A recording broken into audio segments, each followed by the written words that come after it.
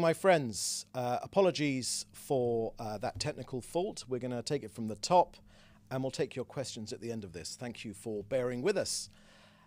Good afternoon, ladies and gentlemen. Shalom. As you know, I'm David Mencer, Israeli government spokesman for the National Public Diplomacy Directorate here in the office of the Prime Minister. It's Tuesday, the 29th of October, day 389 of this war which was launched against us. Firstly, on the tragic fallen amongst Israel's armed forces, it is with regret that I share with you that since the start of this war, Israel's fallen soldiers have unfortunately risen to 776. Major Guy Yaakov Nezri was 25 years old and from Atalit. Major Nezri was severely wounded 10 days ago in battle against Hamas in northern Gaza, but yesterday unfortunately succumbed to his wounds. First Sergeant Naor Chaimov was 22 years old and from Rosh Ha'ayin. First Sergeant Aviv Gilboa was 21 years old and from Neve Tzuf. First Sergeant Nissim Meital was 20 and from Hadera. And Captain Yonatan Keren was just 22 years old and from Moledet. All these boys tragically fell fighting Hamas in northern Gaza. As the Prime Minister said just this week, speaking I think for the entire nation, we stand in awe of the heroism of the fallen, the heroism of their families put through indescribable suffering and grief and pain that cannot be described. We are in the midst of an existential and difficult war, a war that exacts painful prices from all of us. May our fallen be blessed and be remembered in our hearts always.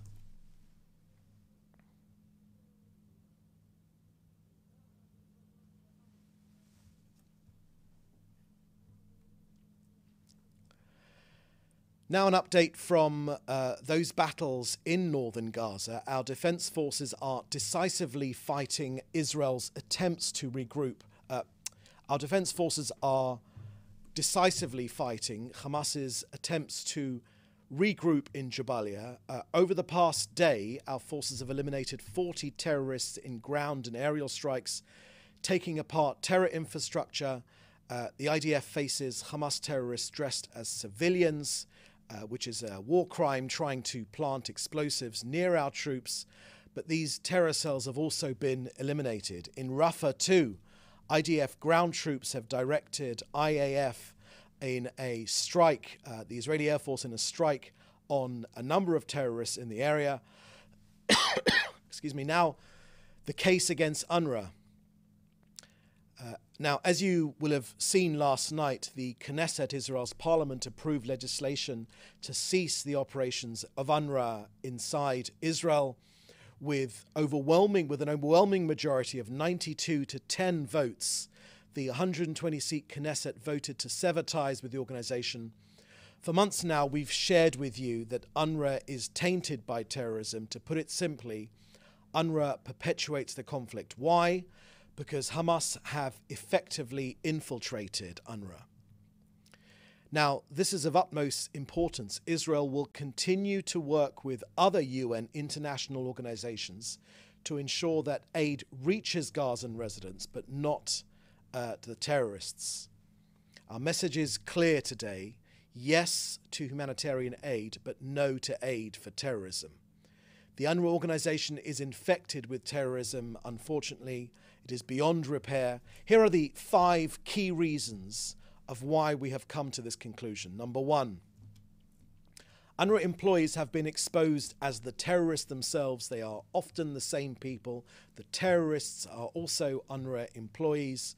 Number 2, UNRWA buildings have been used as a cover for rocket launching sites. Number 3, UNRWA schools have been hijacked as dens of incitement and pro-terrorist education. You know, every Hamas terrorist went to an UNRWA school. And UNRWA buildings double as havens for terrorists and weaponry. And finally, number 5, UNRWA perpetuates the refugee crisis. Now, if you contrast UNRWA with the UN High Commissioner for Refugees, the UNHCR, it focuses on resettling refugees UNRWA, on the other hand, inculcates Gazans that they will eventually erase Israel. So UNRWA perpetuates the refugee crisis across generations. It considers millions of descendants of original refugees, many of whom have citizenship elsewhere, as refugees blocking a long-term resolution. The sad conclusion is obvious. UNRWA must be replaced with organizations that are not infected with terrorism. Know this, though. A state that continues to fund on UNRWA is actively helping an organization that is harming the region and its future. Now, finally, an update from COGAT getting aid into Gaza. Yesterday, 100 trucks went in to Gaza laden with food and other humanitarian aid, 49 through Kerem Shalom and 51 through the Erez crossing. A total of 1,086,000 tons of aid have gone in total. Hamas wanted a humanitarian crisis. Israel has prevented one, and it is still our objective to make sure that one does not occur. And still, our daily reminder that 625 trucks of aid are waiting to be distributed and to be picked up on the Gazan side of Kerem Shalom by UN aid agencies. Since the beginning of this war, food and medication and vaccines have been delivered daily with no limits on quantities. The polio vaccination program has seen Israel cooperating with the World Health Organization and UNICEF to prevent a polio outbreak in Gaza and the entire region. So that's the end of our briefing today. Apologies for the technical problems. I'll now take your questions, which you should put in the chat together with your outlet, please. Apologies again for the issues. Okay, first question here I can see is from Jane Merrick from the I newspaper in London. What contact has the government had from the UK, US and European governments over the ban on UNRWA? Have those countries expressed their disapproval of the Prime Minister to the Prime Minister directly? Thank you for that, Jane. I've seen reports of a letter which has been written, but I haven't actually seen the physical evidence of that letter. I've only seen those reports. But let me just make this clear on UNRWA. Let me give you some more evidence, Jane, which will probably be useful to you in terms of why the Israeli parliament has come up with this decision. Just last week, one of UNRWA staff members, a man called Mohammed Abu Itiwi, was eliminated. The Secretary General of the United Nations, Mr. Guterres, he condemned the killing of this man. Only one problem. This man actually commanded the Hamas Nova Music Festival attack on October the 7th. He actually attacked and kidnapped innocent Israelis who hid in a bomb shelter near Kibbutz Re'im. So the United Nations, instead of taking action against this man, back in July, when the list was given to the United Nations, Guterres actually eulogized him. Now, we've given you a whole bunch of reasons, and I've got a whole bunch more why UNRWA is not fit for purpose and is a front for Hamas. I've given those, and I can share more with you if you wanted. Okay, next question is from Joel Pollock from Breitbart News. Iran says it's going to respond to Israel. Does Israel believe Iran still has missile capabilities?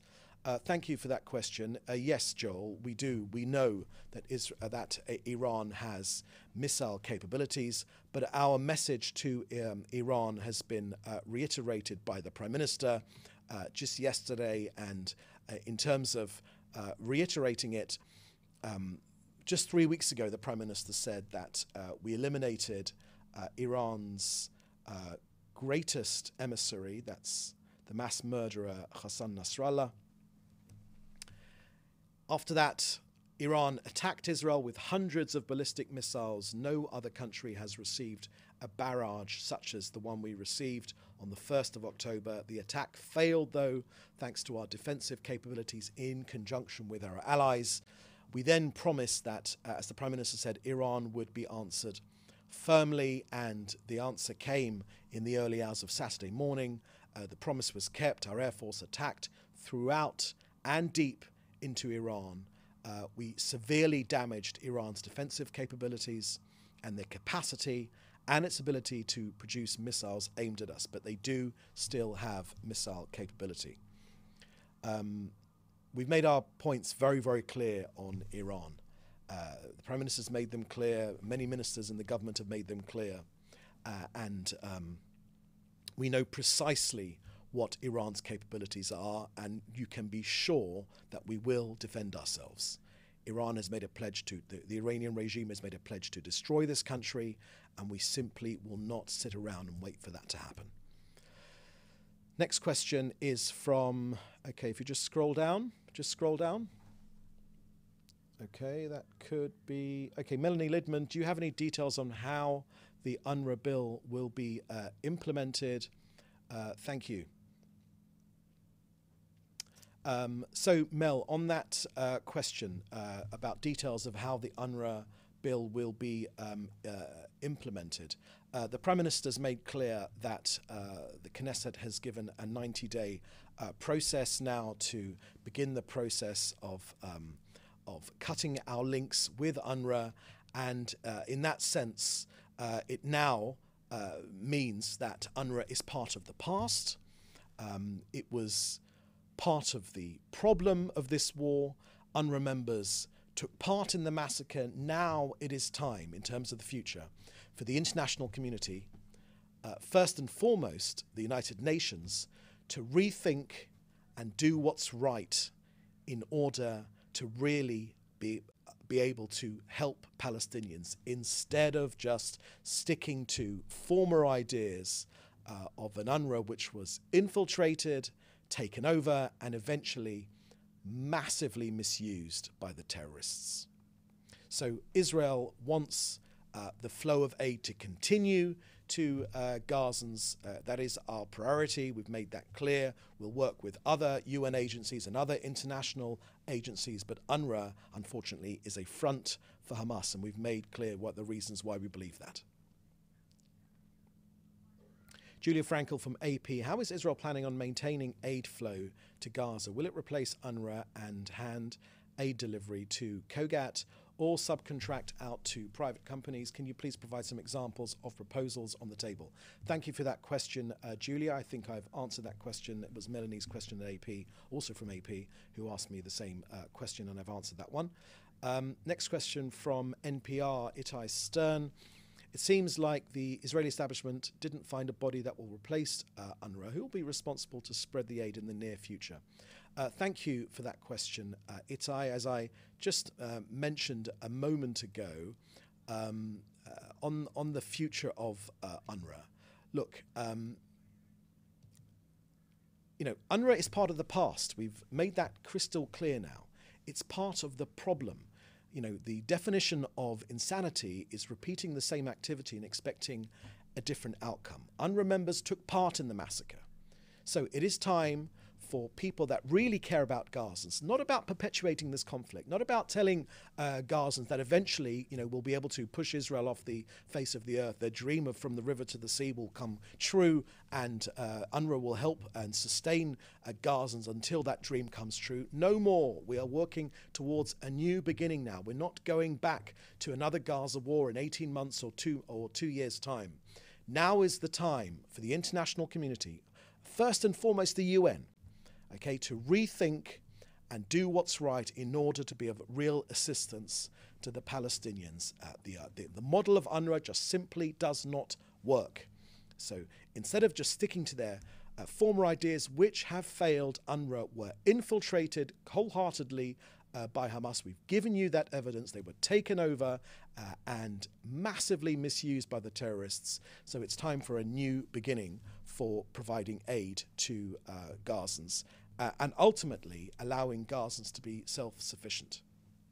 Okay, that's the last question now. Apologies again for the issues that we've had. So you're asking, sorry, there's another last question here.